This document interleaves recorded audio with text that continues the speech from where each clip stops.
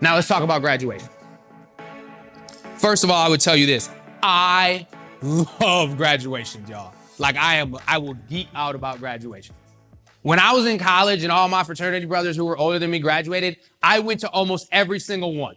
And I went to the U of M. Those graduations were like 3.5 hours. And I was there. Okay. Now, I might have also been looking for a reason not to study, but we'll talk about that later. I really, really enjoy graduations. And when I was a regent at the University of Minnesota, one of the things that we did is we were the people who would go up on stage. And at the end, we would say, you have met the requirements of the faculty, and by the power invested in me, I pronounce you graduates of the University of Minnesota. Turn your tassels to the left, right?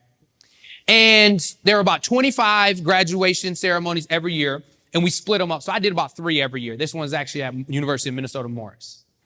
Again, I look very different, right? Hadn't had LASIK, had the 5 o'clock shadow. And the graduations, you got some options when you are the person who is the official regent at the graduation. You can just sit down and kind of, watch people go across the stage and chill out. The more seasoned regents would usually do that. And you could be like me and some other folks who would actually shake every person's hand who comes across the stage and greet them as they go. First thing I'll tell you about shaking everybody's hands, it's absolutely disgusting. Ooh, it's so gross. But that has nothing to do with this. And the second thing I'll tell you that really has nothing to do with this, it was fascinating who had some of the firmest handshakes. You talk about bias. You get the big footballers coming up and you think they're just going to crush you. And they're like, hi. And then you get someone who's super small and you're like, oh, and then you're like, oh, just crush the hand, right? Okay, so graduations. I would be the regent who would stand up and shake everybody's hand as they go across, congratulate them, etc. And there was this one graduation in particular where I was not the official regent at the graduation. It was for the College of Education and Human Development. It was actually super cool because the person who was overseeing the graduation, his son was graduating. So he got to be the regent overseeing his son's graduation. So I happily said, yes, you go for it. However, the College of Education and Human Development was the college that I taught in. It was the college that I was getting my PhD in. So I still went to the graduation. I sat on stage. Saw some of my students come across the stage. I saw some of my colleagues at the graduation. So it was still fun for me. I'm just sitting, chilling, and I am watching this other regent who is officially over the graduation. And when I tell y'all I love graduations, I ain't got nothing on this guy. I mean, this guy loves them even more than me. And he would be so excited when people were coming across the stage that he would walk up to every single graduate. He would listen for their names and he'd walk up and he'd be like, Jeff, congratulations. I'm so proud of you. What are you going to do next year? Tell me about your future. And it's like, dude, you're holding up the line. Like, let them go, right? Like, but he wants to have a full-on conversation, right? He's excited. This is arguably their most important day of their lives to that point. And then I started to notice some things as I was sitting back and observing the people coming across stage.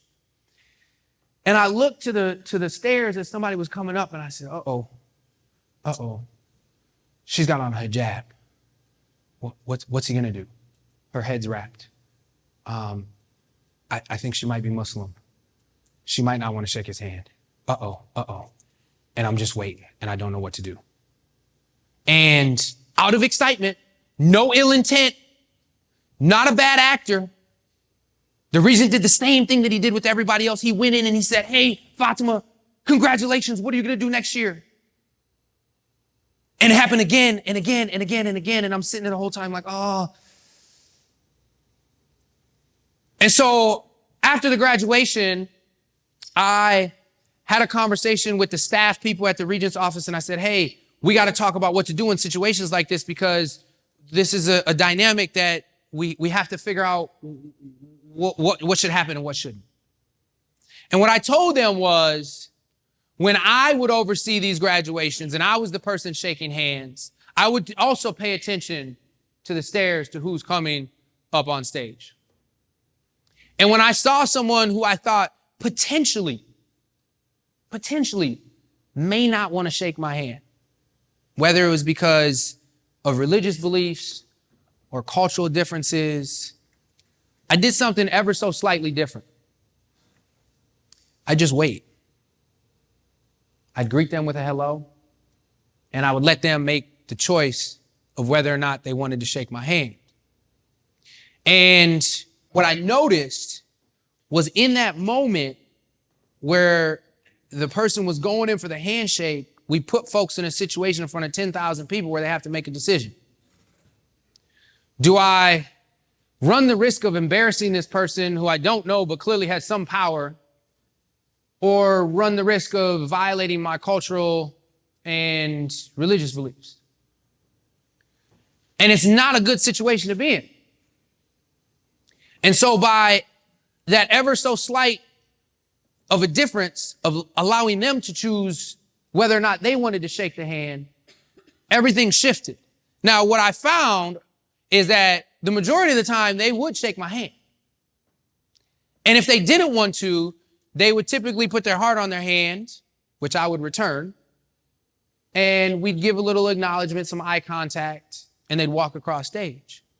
But what I also knew from my cultural intelligence and my experience of teaching at the university and the historical ties to students coming from Asian continents, particularly from China, what I also knew was that when I was in the classroom and talking to my students, a lot of them wouldn't look me in the eye because it was seen as a sign of disrespect.